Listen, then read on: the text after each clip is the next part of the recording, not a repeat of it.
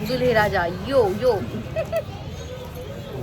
India में ना बहुत सारे स्टेट है और हर स्टेट का अपना एक अलग कल्चर है, अलग रिचुअल है। फिर चाहे वो रिचुअल फेस्टिवल्स के लिए हो या शादियों के लिए, हर चीज़ बहुत डिफरेंट वे में होती है।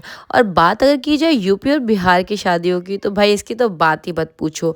और यूपी और बिहार के कल्चर तो काफ़ी डिफरेंट होते हैं, साथ में बहुत ही ज़ोरदार और मज़ेदार होते हैं।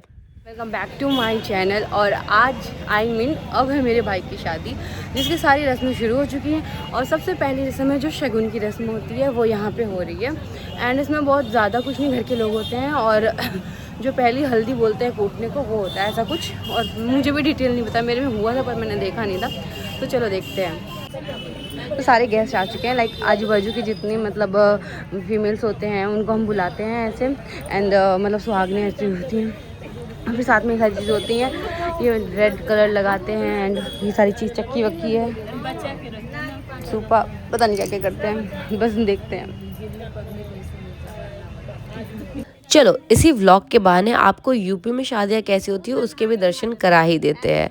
तो सबसे पहले तो ये फंक्शन जो है वो मैंने बता चुकी हूँ किस पर्पज़ से है, पूरा डिटेल तो मुझे भी नहीं पता, लेकिन ये इसको स्टेप बाय स्टेप करेंगे और डिटेल जानते जाएंगे। तो सबसे पहले फंक्शन की शुरुआत होती है पैर को कलर करने से, लाइक पूरा श्रृंगार करके ही हम किसी भी शुभ काम की शुरुआत करते हैं।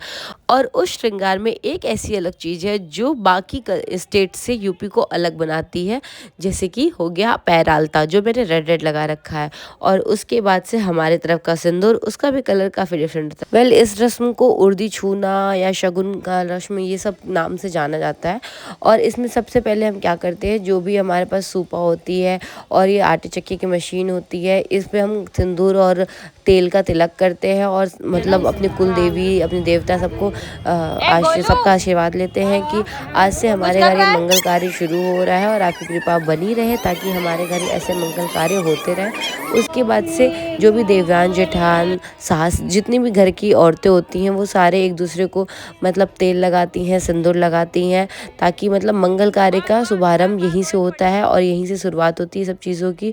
और एक दूसरे की मांग भरती हैं, एक दूसरे को सजाती हैं कि आपका हमारा सुहाग बना रहे और घर में हमेशा खुशहाली रहे, ऐसा। तो इस रस्म को घर की ही औरतें करती हैं। बाहर के जो भी गेस्ट आते हैं, आप चाहो तो उन्हें भी सिंदूर विंदूर लगा सकते हो, लेकिन घर की ये औरतें करती हैं। ये अगर 2 हो तो 2, 5 हो तो 5, मतलब ऐसे करते हैं, 2, 5, 7 ऐसे लोग मिलके करते हैं। तो फिर उसके बाद से ये सबको सिंदूर लगाते हैं। पहले तो नाउन जो होती हैं वो बड़ी मम्मी को लगाएंगे, फिर बड़ी मम्मी अपनी देवरान, जेठान, ऐसे सब बारी बारी सब एक दूसरे को लगाते हैं। और साथ में अगर आप चाहो, जिसकी इच्छा होती है वो भी इसको लगवा सकता है, इसमें कोई रोक टोक नहीं कि सिर्फ 5 को ही लगेगा या 7 को ही लगेगा। तो बारी बारी सबको ये सिंदूर लगाते हैं और सब बड़े शौक से लगवाते हैं। इस समय जितनी मतलब मेरे ख्याल से जो मैरिड रहती है ना, वो एकदम से एक्साइटेड होती है इस चीज़ को करवाने के लिए, क्योंकि बहुत अच्छा लगता है। तो ये जो ऑरेंज सिंदूर आप देख रहे हैं, ये हमारे यहाँ की निशानी है। छठ पूजा में मैंने बताया था, जिनको नहीं पता मैं बता दूँ, यूपी और बिहार में ऑरेंज सिंदूर ऐसे ही लगता है, क्योंकि ये ऐसे कहते हैं, मतलब हमारे यहाँ सिंदूर का कलर लाल नहीं, ये ऑरेंज होता है, जो कहते हैं सूर्य से मिला है, और सूर्य की तरह हमारा सुहाग, हमारा पार्टनर से चमकता रहा है, समथिंग लाइक दैट।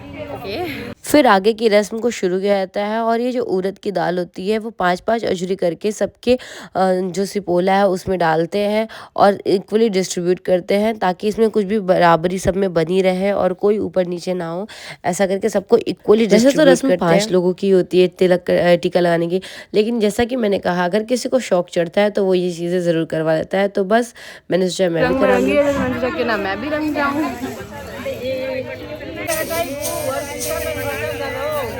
सब बांट दको तड़ी, सब बांट दो। एक ही बार बोला दीदी। एक चीज़ और है जो परमानेंट होती है यूपी की शादी में, वो रस्म आप चाहे 10 बार क्यों ना कर चुके हो, लेकिन जब नेक्स्ट टाइम आपको करना है तो वो वहाँ पे पूछा पूछोवल होता ही ज़रूर है। क्योंकि अभी ये रस्म मम्मी ने मेरी शादी में करी होगी, जो कि 3 साल पहले 4 साल पहले थी। बड़ी मम्मी ने भी अपनी बेटी की शादी में की, जो 3 साल के पहले थी। लेकिन फिर अब ये रस्म 2 साल के बाद हो रही है और यहाँ पर पूछा पूछोवल हो रहा है, कैसे करना है क्या करना है। और मैं गारंटी कह रही हूँ कि जब दीपाली की शादी होगी तो भी 1-2 साल में जब भी उसकी शादी हो, तब भी ये पूछ के ही होगा, और उस समय भी तिकड़मबाजी और बहसबाजी जरूर होगी। ऐसे करना नहीं, वैसे करना नहीं, वैसे करना है।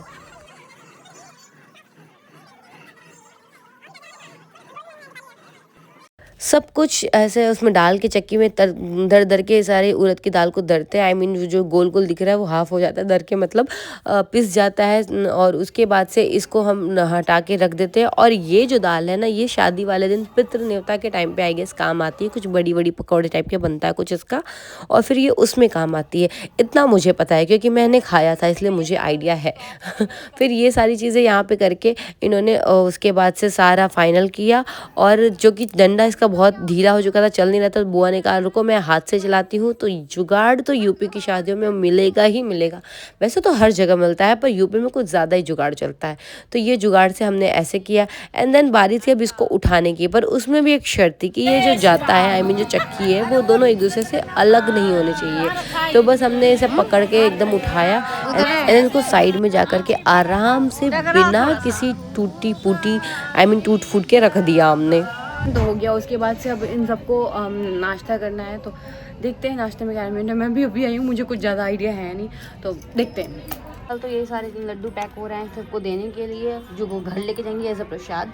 एंड अभी नाश्ता आ रहा है, तब तक हम आगे देखते हैं। तो नाश्ते में समोसा, मिठाई एंड नमकीन ये सारी चीज़ें चल रही थी वहाँ पे। और बाकी प्रसाद मैंने सबको बांट दिया था, जो कि उनको अपने घर लेके जाना था। और साथ साथ में हम भी खूबचे में नाश्ता कर रहे थे। पार्टी कर रहे हैं हम यहाँ पे, अपनी पार्टी कर रहे हैं। समोसा खा रही हूँ। ये रस्म खत्म होती है और उसके बाद अब नेक्स्ट रस्म जो है कल की है, वो उसके लिए हम कल मिलते हैं। एंड आई होप आपको ये वीडियो अच्छी लगी हो। दूल्हे राजा यो यो माता जी जो भी खाने में ही बिजी हैं और ये पीने में। और ये देखो मेरे बेटे को, उसने अपनी जगह चुन ली कि मम्मा आप चाहे जो करना है करो, मैं आपको बिल्कुल डिस्टर्ब नहीं करना, क्योंकि मुझे खुराफात करने के लिए एक जगह मिल चुकी है। ये है पीहू, मेरी मासी की लड़की। सारी रस्में खत्म होने के बाद मैं ऊपर आई तो यहाँ देखा कि यहाँ पे डेकोरेशन का काम शुरू है अब, क्योंकि कल गंगा पूजन और परसों हल्दी है, तो उस वजह से यहाँ पे डेकोरेशन का काम अभी से भैया शुरू कर रहे हैं। और फाइनली अब हमारा घर बन गया है, शादी वाला घर। ये बात बोल के बहुत ही ज़्यादा खुशी होती है और एक्साइटमेंट भी आता है। और गेस्ट पे गेस्ट आए जा रहे हैं। सो फाइनली आ गई सेठी जी।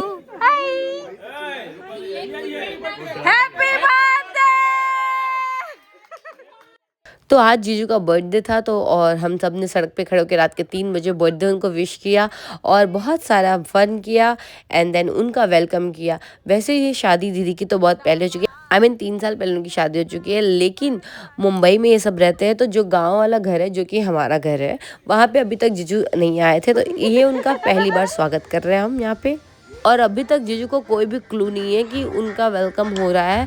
उन्हें ऐसा लगा नॉर्मल तिलक करके अंदर बुला रहे हैं और गाने पे उनका बिल्कुल भी ध्यान नहीं गया है। और अब ध्यान जाएगा, देखना जरूर।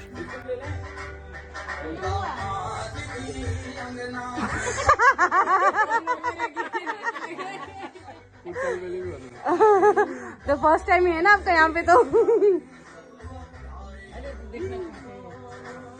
मीठा तो लाएंगे।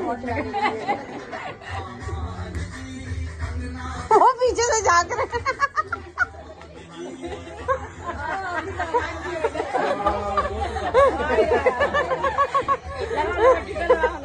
फंस गए दामाद जी। दोपहर में अभी स्वागत हो रहा है। आप पहले आ चुके हो, ये पहली बार है। चलो पता